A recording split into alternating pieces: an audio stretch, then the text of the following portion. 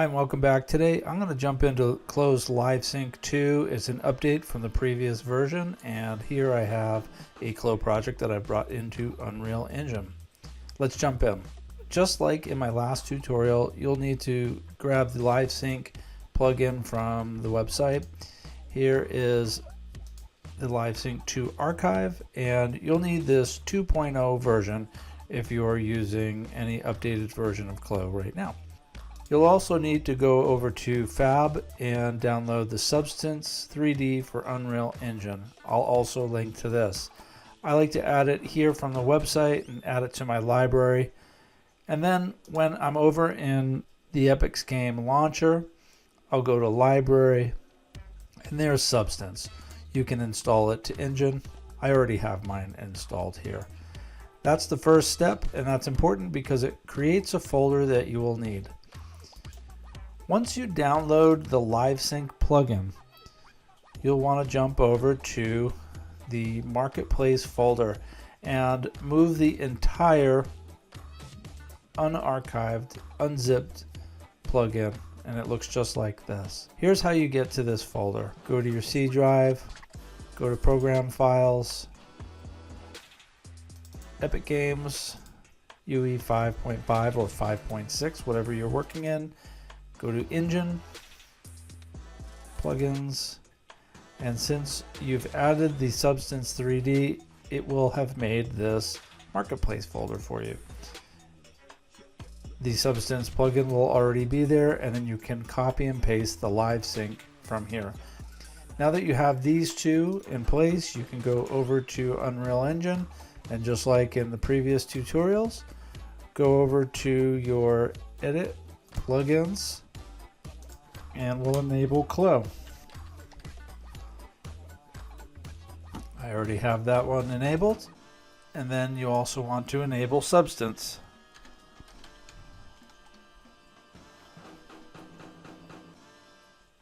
Once you're done with that, go to your project settings. And in previous tutorials, I've mentioned that you have to do these two things. You have to go to Platforms, Windows, Targeted RHIs, and switch this to DirectX 11.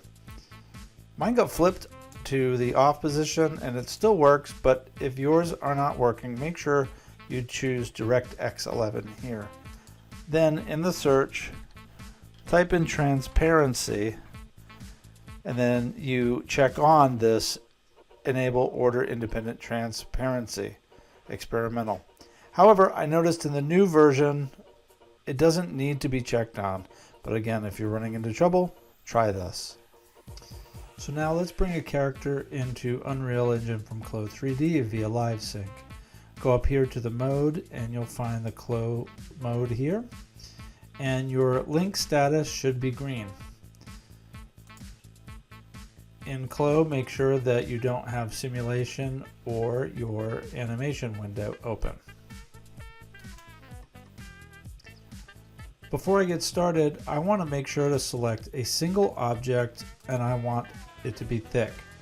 You can choose unified coordinates, and what that means is in Clo, you've already UV'd out your materials. That's under Materials UV in the UV editor, and you've placed them all within either one square or in multiple squares here. It's not really necessary for what we're doing in Clo3D, so I will not check on unified. I'm also going to uncheck the avatar because I noticed from time to time it will crash if I have both the garment and the avatar checked on. All these other things I'll leave as is. Hit update. It will warn you about having anything open in Clo, including no animation being recorded or the simulation being on. And then it will seem like nothing's happening. My model is complicated, and so it's going to take a while. So if you want to see how it's going, you can always jump over into Clo, and sometimes it will say exporting to USD stage. But in this case, it moved pretty quickly, and that's because I did not have my avatar checked on.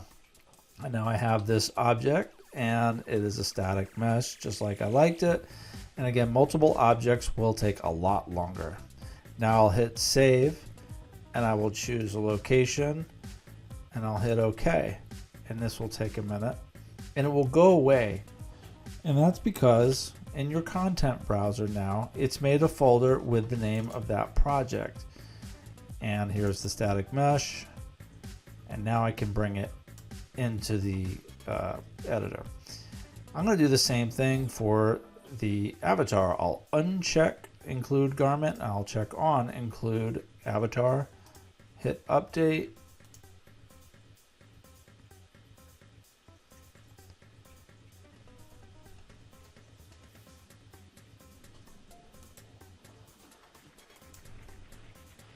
And there he is.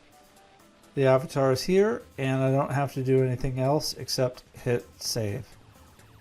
Again, I'll put him in characters. I'm going to twirl this down and I'm going to find the one that I just made and I'm going to put him in the folder that was just created. Now I can go back to my content browser and find the avatar in there. And I'll bring in the skeletal mesh. And in order to get these two things in the same place, since I have the avatar selected already, I'll just right click over here in the location and copy it. Select the mesh for the clothing, right click and paste, and everything's in the same place now. Let's parent these two together. So I can parent this to the garment. I just have to remember which one is which here. So if I find my skeleton,